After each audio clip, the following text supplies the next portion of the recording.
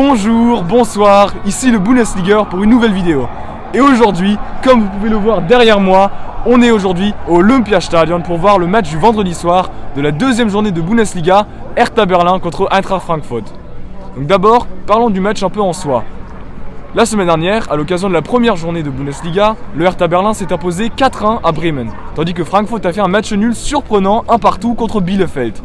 Voilà, bon, malgré ces deux résultats très opposés, je pense que ce soir le match va être très serré. Frankfurt est une bonne équipe, avec des bons joueurs bien sûr, et ils ont surtout un mental qui fait en sorte qu'ils peuvent revenir à des moments où on n'y attend pas du tout.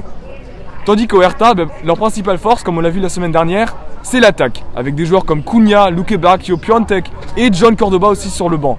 Mais c'est en défense qu'il a leur plus grande faiblesse. La semaine dernière, ça allait encore parce que c'était contre une équipe de Bremen très faible.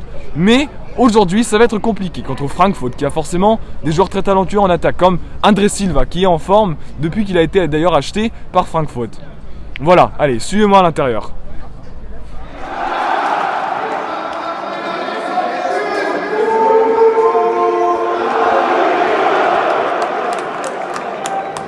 En Allemagne, le retour des supporters est assez compliqué à comprendre.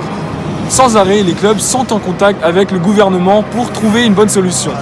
Pour l'instant, la règle officielle, c'est 20% de la capacité du stade a le droit d'être rempli. Mais au final, c'est toujours la ville elle-même qui va décider combien de gens vont entrer dans le stade. Par exemple, la semaine dernière, à Munich et à Köln, les stades étaient vides car il y avait trop de cas de Covid qui ont augmenté durant la semaine. Voilà, donc aujourd'hui par exemple à Berlin, au lieu de 15 000 supporters, il y a 5 000 seulement. Par contre, les ultras en Allemagne, sauf à Leipzig, ont décidé de boycotter ces matchs sous restriction. Dans ces stades, ils ne pourront pas retrouver le sentiment de football spirit. Par exemple, le fait qu'on soit unis en famille ou le fait qu'il y ait beaucoup d'ambiance, ce n'est malheureusement pas possible dans ces temps-là. Du coup, pas d'ultra à Berlin. Forcément donc, ce soir, il y aura moins d'ambiance que vous êtes habitués à voir dans mes vidéos.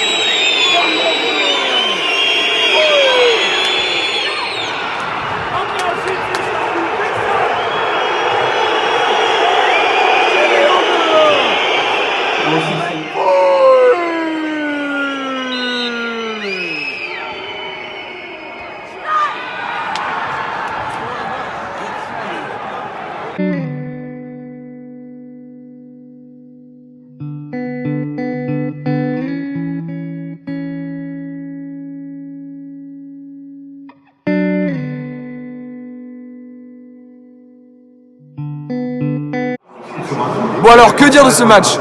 La première mi-temps du Hertha a été vraiment très mauvaise. Bon, les qualités en attaque n'ont pas été assez exploitées. Et pendant ce temps-là, Frankfurt avait la balle et ils ont pu inscrire 2 buts sur coup de pied arrêté, un sur penalty, un sur coup franc. Bon voilà, c'est bête. 2-0 à la mi-temps. Le Hertha a montré une réaction avec les entrées de Cordoba et de Zeflik. Le Hertha a eu quelques occasions en seconde mi-temps, mais c'était pas assez. Voilà, pas assez d'occasions franches. Et finalement, ils encaissent le 3e but bête parce que juste en défense, ils attaquent pas le porteur du ballon. Donc c'est là qu'on voit la faiblesse du Hertha en défense. Et il y a encore le 3-1 de Jordan Torunariga presque tout seul qui fait une percée, qui fait un centre et le ballon rentre trop au camp. Torunariga vraiment un guerrier. Vraiment, je le respecte du fond de mon cœur.